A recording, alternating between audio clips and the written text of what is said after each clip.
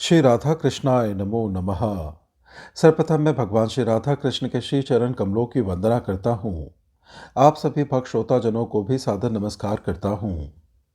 आज की कथा के माध्यम से आज हम जग जननी श्री राधा के गोलोक में आविर्भाव, उनके अवतरण, देवर्षि नारद को दर्शन तथा भगवान श्री कृष्ण से प्रथम मिलन की सुंदर कथा का श्रवण करेंगे, जो कि भक्तमाल में वर्णित है। आप सभी से अनुरोध है कि इस कथा का श्रवण परम भक्ति भाव से, एकाग्रता से तथा श्री राधा रानी के चरण कमलों का ध्यान करते हुए श्रवण करें। यह कथा कुछ इस प्रकार से है। कल्प का आरंभ है। आदि पुरुष श्री कृष्णचंद्र गोलोक के सुरम्य रास मंडल में विराजित हैं। गोलोक विहारी का अनंत ऐश्वर्य झांक कर देख रहा है। आज अभिनय आरंभ होने का समय हुआ या नहीं। अभिनय के दर्शक चतुर्भुज श्री नारायण, पंचवक्त्र महेश्वर, चतुर्मुख ब्रह्मा, सर्वसाक्षी धर्म, वाग्दिष्टात्री सरस्वती, ऐश्वर्य की अधिदेवी महालक्ष्मी, जगजननी दुर्गा, जपमालिनी सावित्री, ये सभी तो रंगमंच पर आ गए हैं। लीला सूत्रधार श्री गोविंद भी उपस्थित है, पर सूत्रधार के प्राण सूत्र जिनके हाथ है वे अभी नहीं आई। देववृंद आश्चर्य विस्फारित नेत्रों से मंच रासमंडल की ओर देखने लगते हैं, किंतु अब विलंब नहीं। देवों ने देखा, गोलोक विहारी श्री गोविंद श्री कृष्णचंद्र के वाम पार्श्व में एक कंपन सा हुआ।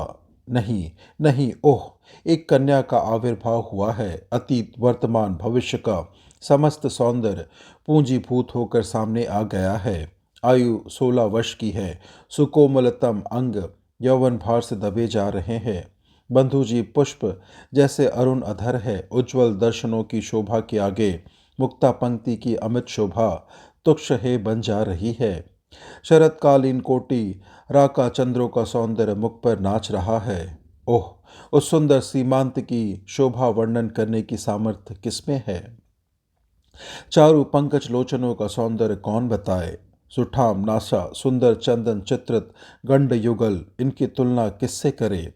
कर्ण युगल रत्न भूषित है। मणिमाला, हीरक कंठहार, रत्न केयूर, रत्न कर्ण, इनसे श्री अंगों पर एक किरण जाल फैला है। भाल पर सिंदूर बिंदु कितना मनोहर है। मालती माला विभूषित है। सुसंस्कृत केशपाश, उनमें सुगंधित कबरी भार की सुषमा कैसी निराली है। स्थल पंकजों की शोभा तो सिमटकर इन युगल चरण तलों में आ गई है। चरण विनयास हंस को लज्जित कर रहा है। अनेक आभरणों से विभूषित श्री अंगों से सौंदर्य की सरिता प्रवाहित हो रही है। रूप धर्षित हुए देववृंद इस सौंदर्य को देखते ही रह गए। श्री कृष्णचंद्र के वाम पार्श्व से आविर्भूत यह कन्या, यह सुंदरी ही श्री राधा है। राधा नाम इसलिए हुआ कि रास मंडल में प्रकट हुई तथा प्रकट होते ही पुष्प चयन कर श्री कृष्ण चंद्र के चरणों में अर्ध समर्पित करने के लिए धावित हुई, यह दौड़ी। उसी समय इन्हीं श्री राधा के लोमकूपों से लक्ष कोटि गोप सुंदरियां प्रकट हुई। वास्तव में तो यह आविर्भाव की लीला प्रपंच की दृष्टि से ही हुई, अन्यथा प्रलय, सृजन, फिर संहार, फिर सृष्टि, इस प्रवाह से उस पार श्री राधा की, राधा कांति की लीला, उनका नित्य निकुंज विहार तो अनादिकाल से सपरिकर नित्य दो रूपों में प्रतिष्ठित रहकर चल रहा है एवं अनंत काल तक चलता रहेगा। प्रलय की छाया उसे छू नहीं सकेगी। सृजन का कंपन उसे उद्वेलित नहीं कर सकता। श्री राधा का यह आविर्भाव तो प्रपंचगत कतिपय बड़भागी ऋषियों की चित्त भूमि पर कल्प के आरंभ में उस लीला का उन्मेष किस क्रम से हुआ, इसका एक निदर्शन मात्र है। अब रासेश्वरी श्री राधा के भारतवर्ष में अवतरित होने की भूमिका कैसे बनी, उनके नित्य रास की नित्य निकुंज लीला की एक झांकी दर्शन करते हैं। निकपुत्र राजा सुचंद्र का एक पितरों की मानसी कन्या सुचंद्र पत्नी कलावती का पुनर्जन्म हुआ। सुचंद्र तो वृषभानु गोप के रूप में उत्पन्न हुए एवं कलावती कीर्तिदा गोपी के रूप में। यथा समय दोनों का विवाह होकर पुनर्मिलन हुआ। एक तो राजा सुचंद्र हरि के अंश से ही उत्पन्न हुए थे। उस पर उन्होंने पत्नी सहित दिव्य 12 वर्षों तक तप करके ब्रह्मा को संतुष्ट किया था। इसलिए कमल योनिनी ही यह वर दिया था। द्वापर के अंत में स्वयं श्री राधा तुम दोनों की पुत्री बनेगी। उस पर की सिद्धि के लिए ही सुचंद्र वृषभानु गोप बने हैं। इन्हीं वृषभानु में इनके जन्म के समय सूर्य का भी आवेश हो गया, क्योंकि सूर्य ने तपस्या कर श्री कृष्णचंद्र से एक कन्या रत्न की याचना की थी तथा श्री कृष्णचंद्र ने संतुष्ट होकर तथास्तु कहा था। इसके अतिरिक्त नित्य लीला के वृषभानु एवं कीर्तिदा ये दोनों भी इन्हीं वृषभानु गोप एवं कीर्तिदा में समाविष्ट हो गए, क्योंकि स्वयं गोलोक विहारिणी राधा का अवतरण होने जा रहा है। अस्तु, इस प्रकार योग माया ने द्वापर के अंत में रासेश्वरी के लिए उपयुक्त क्षेत्र की रचना कर दी। धीरे धीरे वह निर्दिष्ट समय भी आ पहुंचा। वृषभानु के व्रज की गोप सुंदरियों ने एक दिन अकस्मात देखा कीर्तिदा रानी के अंग पीले हो गए हैं। गर्भ के अन्य लक्षण भी स्पष्ट परिलक्षित हो रहे हैं। फिर तो उनके हर्ष का पार नहीं। कानो कान यह समाचार वृषभानु व्रज में शुक स्त्रोत्र बनकर फैलने लगा। सभी उत्कंठापूर्वक प्रतीक्षा करने लगे। वह मुहूर्त आया। भाद्रपद की शुक्ल अष्टमी है, चंद्रवासर है, मध्याह्न है। कीर्तिदा रानी रत्न पर्यक पर विराजित है। एक घड़ी पूर्व से प्रसव का आभास सा मिलने लगा। वृद्धा गोपिकाएं उन्हें घेरे बैठी हैं। इस समय आकाश मेघाच्छन्न हो रहा है। सहसा प्रसूति गृह में एक ज्योति फैल जाती है। इतनी तीव्र ज्योति की सबके नेत्र निमिलित हो गए। इसी समय कीर्तिदा रानी ने प्रसव किया। प्रसव में केवल वायु निकला। इतने दिन उदर तो वायु से ही पूर्ण था, किंतु इससे पूर्व की कीर्तिदा रानी एवं अन्य गोपिकाएं आँख खोलकर देखे, उसी वायु कंपन के स्थान पर एक बालिका प्रकट हो गई। सूतिकागार उस बालिका के लावण्य से पल्लवित होने लगा। गोप सुंदरियों के नेत्र खुले। उन्होंने देखा शत सहस्त्र शरद चंद्रों की कांति लिए एक बालिका कीर्तिदा के सामने बैठी है।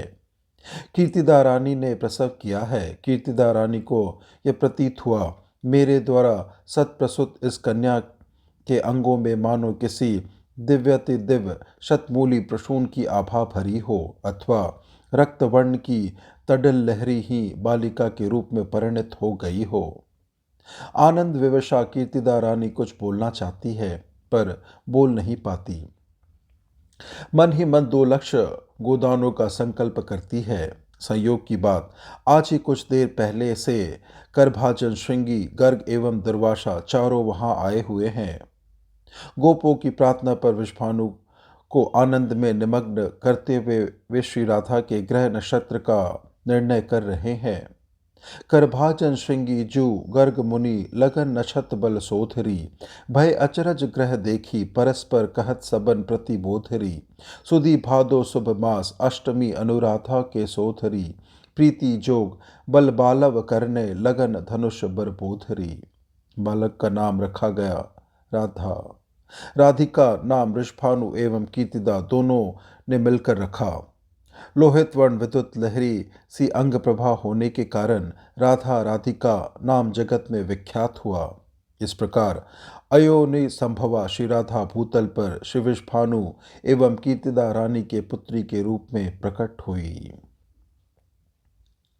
देवर्षि नारद को श्री राधा रानी ने दर्शन दिया। इसकी एक सुंदर कथा यह है कि वीणा की झनकार पर हरिगुण गान करते हुए देवर्षि नारद ब्रज में घूम रहे हैं। कुछ देर पहले ब्रजेश्वर नंद के घर गए थे। वहां नंदनंदन श्री कृष्णचंद्र के उन्होंने दर्शन किए। दर्शन करने पर मन में आया, जब स्वयं गोलोक विहारी श्री कृष्णचंद्र भूतल पर अवतरित हुए हैं, तो गोलोकेश्वरी श्री राधा भी कहीं न कहीं गोपी रूप में अवश्य आई है। उन्हीं श्री राधा को ढूंढते हुए देवर्षि व्रज के प्रत्येक गृह के सामने ठहर ठहर कर आगे बढ़ते जा रहे हैं। देवर्षि का दिव्य ज्ञान कुंठित हो गया है। सर्वज्ञ नारद को श्री राधा का अनुसंधान नहीं मिल रहा है। मानो योगमाया देवर्षि को निमित्त बनाकर राधा दर्शन की यह साधना जगत को बता रही हो। पहले श्री कृष्णचंद्र के दर्शन होते हैं। उनके दर्शनों से श्री राधा के दर्शन की इच्छा जागृत होती है। फिर श्री राधा को पाने के लिए व्याकुल होकर व्रज की गलियों में भटकना पड़ता है। अस्तु घूमते हुए देवर्षि वृषभानु प्रसाद के सामने आकर खड़े हो जाते हैं। वह विशाल मंदिर देवर्षि को मानो अपनी ओर आकर्षित कर रहा हो। देवर्षि भीतर प्रवेश कर जाते हैं। वृषभानु गोप की दृष्टि उन पर पड़ती है। वे दौड़कर नारद जी के चरणों में लौट जाते हैं। विधिवत पाद अर्ध से पूजा करके देवर्षि को प्रसन्न अनुभव कर वृषभानु गोप अपने सुंदर पुत्र श्रीदाम को गोद में उठा लाते हैं। लाकर मुनि के चरणों में डाल देते हैं। बालक का स्पर्श होते ही मुनि के नेत्रों में स्नेह अश्रु भर आता है।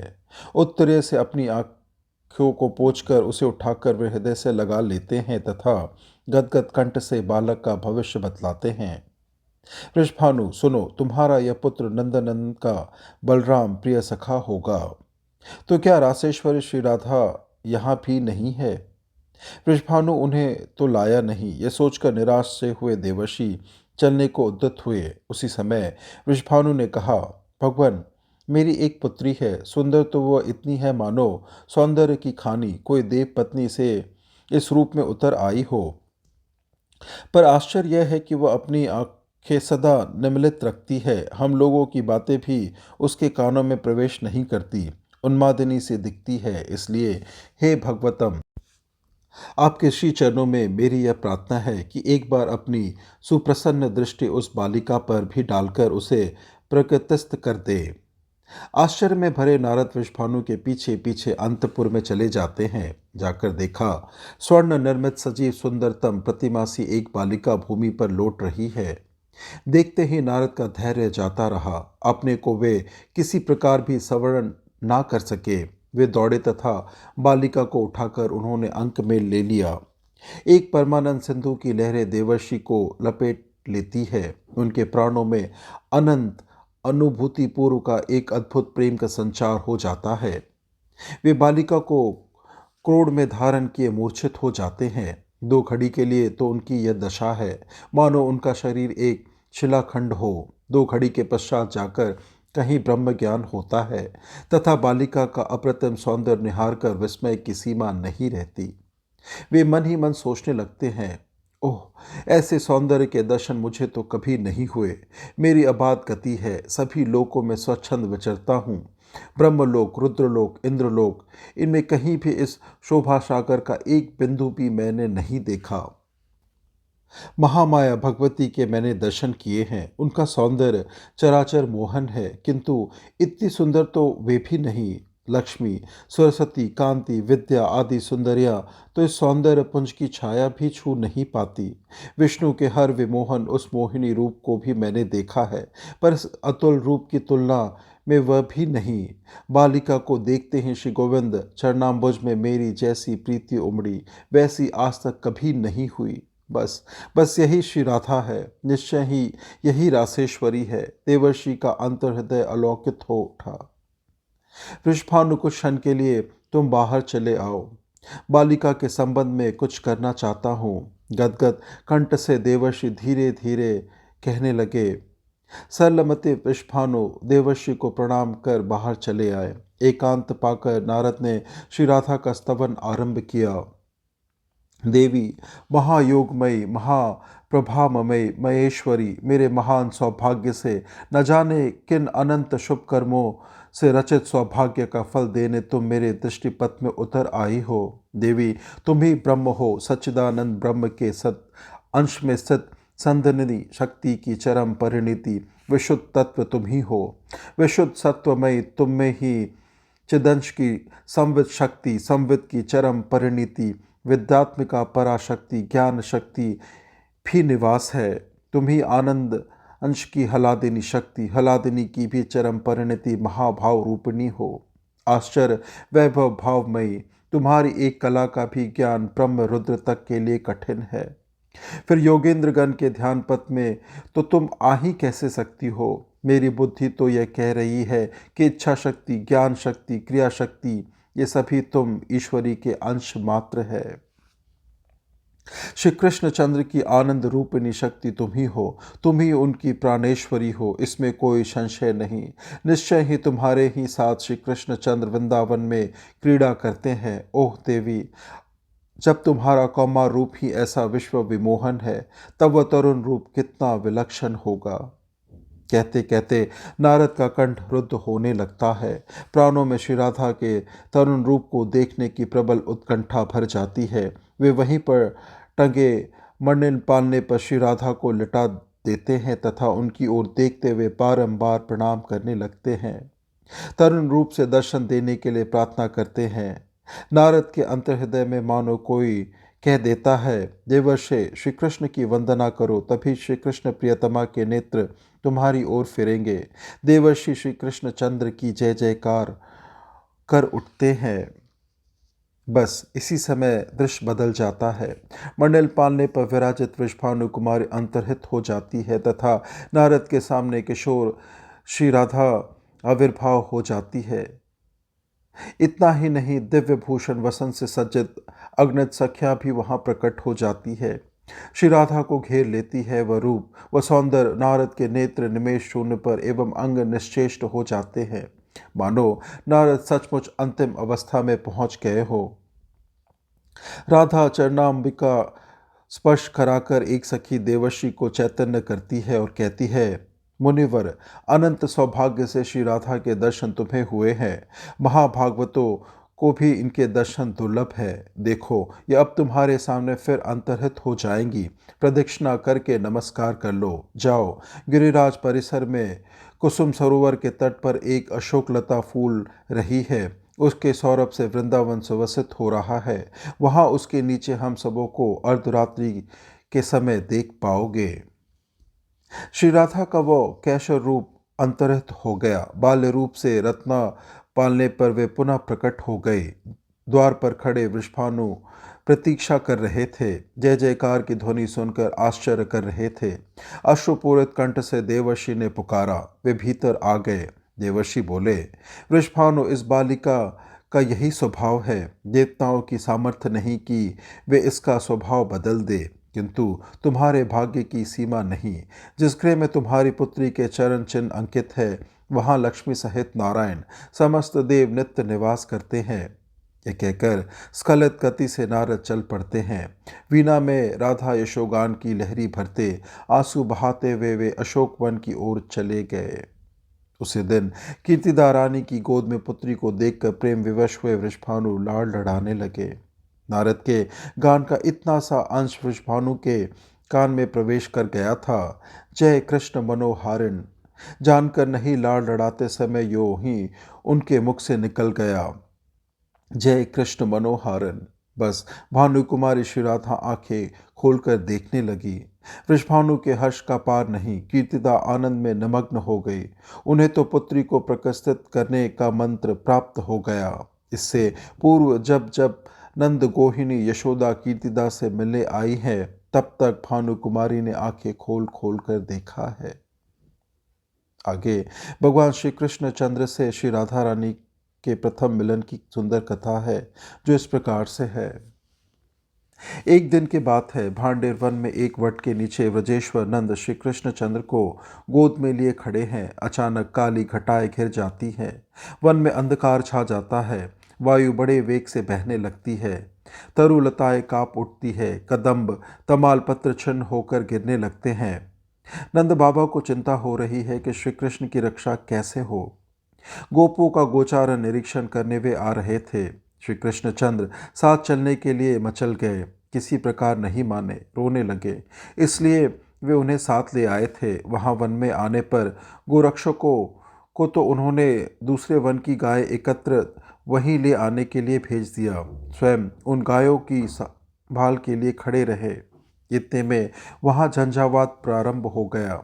कोई गोरक्षक भी नहीं कि उसे गाय संभालकर वे भवन की ओर चले जाए, तथा यूं ही गायों को छोड़ भी दे तो जाए कैसे। बड़ी बड़ी बूंदें जो आरंभ हो गई, अतः कोई भी उपाय ना देखकर ब्रजेश्वर एकांत मन से नारायण का स्मरण करने लगते हैं। मानो कोटि सूर्य एक साथ उदय हो, इस प्रकार दिशाएं उद्भासित हो जाती है तथा वहां झंझावात तो ना जाने कहाँ चला गया। नंदराय आंखें खोलकर देखते हैं कि सामने एक बालिका खड़ी है वृषभानु कुमारी, तू यहाँ इस समय कैसे आई बेटी? ब्रजेश्वर ने अचकाच कर कहा, किंतु दूसरे ही क्षण अंतर्हित में एक दिव्य ज्ञान का उन्मेष होने लगता है। मौन होकर वे वृषभानु नंदिनी की ओर देखने लगते हैं। कोटि चंद्रों की धूती मुखमंडल पर झलमल झलमल कर रही है। नीलवसन भूषित अंग है, अंगों पर कांची कंकण हार अंगत अंगूरियक मंजीर यथास्थान सुशोभित है। चंचल कर्ण कुंडल तथा दिव्याति दिव्य रत्न चूड़ा मणि से किरणें झर रही है। अंगों के तेज का तो कहना ही क्या है, भानु कुमारी की अंग प्रभा से ही वन अलौकित हुआ है। नंदराय को गर्ग जी की वे बातें भी स्मरण हो आई। पुत्र के नामकरण संस्कार से पूर्व उन्होंने एकांत में वृषभानु पुत्री की महिमा श्री राधा तत्व की बात बतलाई थी, पर उस समय तो नंदराय सुन रहे थे और साथ ही साथ भूलते जा रहे थे। इस समय उन सब की स्मृति हो आई, सबका रहस्य सामने आ गया। अंजलि बांधकर नंदराय ने श्री राधा को प्रणाम किया और बोले, हे देवी, मैं जान गया पुरुषोत्तम श्रीहरि के तुम प्राणेश्वरी हो एवं मेरी गोद में तुम्हारे प्राणनाथ स्वयं पुरुषोत्तम श्रीहरि ही विराजित है। लो देवी, ले जाओ, अपने प्राणेश्वर को साथ ले जाओ। किंतु नंद कुछ रुक से गए। श्री कृष्णचंद्र के भीति विजड़ित नयनों की ओर उनकी दृष्टि चली गई थी। क्षण भर बाद बोले, किंतु देवी, यह बालक तो आखिर मेरा पुत्र ही है ना, इसे मुझे ही लौटा देना। नंदराय ने श्री कृष्णचंद्र को श्री राधा के हस्त कमलों पर रख दिया। श्री राधा श्री कृष्णचंद्र को गोद में लिए गहन वन में प्रविष्ट हो गई। वृंदावन की भूमि पर गोलोक का दिव्य रास मंडल प्रकट होता है। श्री राधा नंदपुत्र को लिए उसी मंडप में चली जाती है। जैसा नंदपुत्र श्री राधा की गोद से अंतर्हित हो जाते हैं। वृषभानु नंदिनी विस्मित होकर सोचने लगती है, नंदराय ने जिस बालक को सौंपा था वह कहाँ चला गया। इतने में गोलोक विहारी नित्य कैशोर मूर्ति श्री कृष्णचंद्र दिख पड़ते हैं। अपने प्रियतम को देखकर वृषभानु नंदिनी का हृदय भर आता है। प्रेमावेश से वे विहल हो जाती हैं। श्री कृष्णचंद्र कहने लगते हैं, प्रिय, गोलोक की वे बातें भूल गई है क्या? अभी भी स्मरण है कि नहीं? मुझे भी भूल गई क्या? मैं तो तुम्हें नहीं भूला, तुम्हें भूल जाऊं ये मेरे लिए असंभव है। मेरे प्राणों की प्राणेश्वरी, तुमसे अधिक प्रिय मेरे पास कुछ हो तब तो तुम्हें भूलूं। तुम ही बताओ, प्राणों से अधिक प्यारी वस्तु को कोई कैसे भूल सकता है। इस प्रकार रसिकेश्वर राधानाथ अपनी प्रिया को अतीत की स्मृति दिलाकर, स्वरूप की स्मृति कराकर, उन्हीं के नाम की सुधा से उनको सिक्त कर प्रियतमा श्री राधा का आनंद वर्धन करने लगते हैं। राधा भाव सिंधु में भी तरंगे उठने लगती है, भाव के आवर्त बन जाते हैं। आवर्त राधानाथ को रस के अतलत में डुबाने लिए जा रही है तथा उसी समय माला कमंडलू धारण किए जगदिताता चतुर्मुख ब्रह्मा आकाश से नीचे उतर आते हैं। राधानाथ के चरणों में वंदना करते हैं। पुष्कर तीर्थ में 60,000 वर्षों तक विधाता ने श्री कृष्णचंद्र की आराधना की। राधा चरणारविंद दर्शन का वर प्राप्त किया था। उसी वर की पूर्ति के लिए एवं राधानाथ की मनोहारिणी लीला में एक छोटा सा अभिनय करने के लिए योग माया प्रेरित वे ठीक उपयुक्त समय पर आ जाते हैं।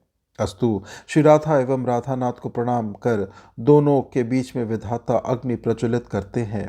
अग्नि में विधिवत हवन करते हैं। फिर विधाता के द्वारा बताए हुए विधान से स्वयं रासेश्वर हवन करते हैं। इसके पश्चात रासेश्वर दोनों ही 7 बार अग्नि प्रदक्षिणा करते हैं, अग्निदेव को प्रणाम करते हैं। विधाता की आज्ञा मानकर श्री राधा एक बार पुनः हुतासन प्रदक्षिणा करके श्री कृष्णचंद्र के समीप आसन ग्रहण करती है। ब्रह्मा श्री कृष्णचंद्र को श्री राधा का पानी ग्रहण करने के लिए कहते हैं तथा श्री कृष्णचंद्र राधा हस्त कमलों को अपने हस्त कमल पर धारण करते हैं। हस्त ग्रहण होने पर श्री कृष्णचंद्र ने 7 वैदिक मंत्रों का पाठ किया। इसके पश्चात श्री राधा अपना हस्त कमल श्री कृष्ण वक्षस्थल पर एवं श्री कृष्णचंद्र अपना हस्तपंख श्री राधा के पृष्ठ देश पर रखते हैं तथा श्री राधा मंत्र समूह का पाठ करती है। आजानुलंबित दिव्यातिदिव्य परिजात निर्मित कुसुम लता श्री राधा श्री कृष्णचंद्र को पहनाती है एवं श्री कृष्णचंद्र सुंदर मनोहर वनमाला श्री राधा के गले में डालते हैं। यह हो जाने पर कमलोद्भव श्री राधा को श्री कृष्णचंद्र के वाम पार्श्व में विराजित कर दोनों के अंजलि बांधने की प्रार्थना कर दोनों के द्वारा 5 वैदिक मंत्रों का पाठ कराते हैं। अनंतर श्री राधा श्री कृष्णचंद्र को प्रणाम करती है। जैसे पिता विधिवत कन्या दान करे, वैसे सारी विधि संपन्न करते हुए विधाता श्री राधा को श्री कृष्ण चरण कमलों में समर्पित करते हैं। आकाश दुंदुभि, पटह, मुरज आदि देव वाद्यों की ध्वनि से निनादित होने लगता है। आनंद निमग्न देववृंद परिजात पुष्पों की वर्षा करते हैं। गंधर्व मधुर गान आरंभ करते हैं। अप्सराएं मनोहर नृत्य करने लगती है। व्रजगोप के व्रज सुंदरियों के सर्वथा अनजाने में ही इस प्रकार वृषभानु नंदनी एवं नंदनंदन की विवाह लीला संपन्न हो गई। भांडीर वन के उन निकंजों में रस की तरंगिनी बह चली। रासेश्वरी श्री राधा, रासेश्वर श्री कृष्ण दोनों ही आनंद विभोर होकर उसमें बह चले। जब इस स्रोत में अन्य रस धाराएं आकर मिलने लगी, भाव संधि का समय आया, तो श्री राधा को बाह्य ज्ञान हुआ। वृषभानु नंदिनी देखती है, मेरी गोद में नंदराय ने जिस पुत्र को सौंपा था वह तो है, शेष सब स्मृति मात्र। श्री कृष्णचंद्र की वह कैशोर मूर्ति अंतर्हित हो गई, पुनः वे बालक रूप में हो गए। नंदन को श्री राधा यशोदा रानी के पास ले जाती है। मैया, वन में झंझावत आरंभ हो गया था। बाबा बोले, तू इसे ले जा, घर पहुंचा दे, बड़ी वर्षा हुई है, देखो मेरी साड़ी सर्वथा भीग गई है। मैं अब जाती हूँ, घर से आए मुझे बहुत देर हो गई, मेरी मैया चिंतित होगी। श्री कृष्ण को संभाल लो, यह कहकर वृषभानु नंदिनी ने श्री कृष्णचंद्र को यशोदा रानी की गोद में रख दिया और स्वयं वृषभानुपुर की ओर चल पड़ी। यशोदा रानी ने देखा, साड़ी वास्तव में सर्वथा आर्त है। प्रबल उत्कंठा हुई कि दूसरी साड़ी पहना दूं, किंतु मैया का शरीर निश्चेष्ट सा हो गया। ओह, कीर्तिदा की पुत्री इतनी सुंदर है। मैया इस सौंदर्य प्रतिमा की ओर देखती ही रह गई और प्रतिमा देखते देखते उपवन के लता जाल में जा छिपी। वहां भांडीर वन में ब्रजेश्वर नंद को इतनी ही स्मृति है कि वर्षा का ढंग हो रहा था। भानु कुमारी के साथ मैंने पुत्र को घर भेज दिया है। इस प्रकार से भक्तमाल ग्रंथ में वर्णित श्री राधा रानी के आविर्भाव, श्री नारद जी से को उनको प्रथम दर्शन देना तथा भगवान श्री कृष्णचंद्र के मिलन की सुंदर कथा यहीं संपन्न होती है। श्रवण करने के लिए और अपना बहुमूल्य समय देने के लिए आपको धन्यवाद। त्रुटियों के लिए क्षमा प्रार्थी हूँ। श्री राधा कृष्णाय नमो नमः।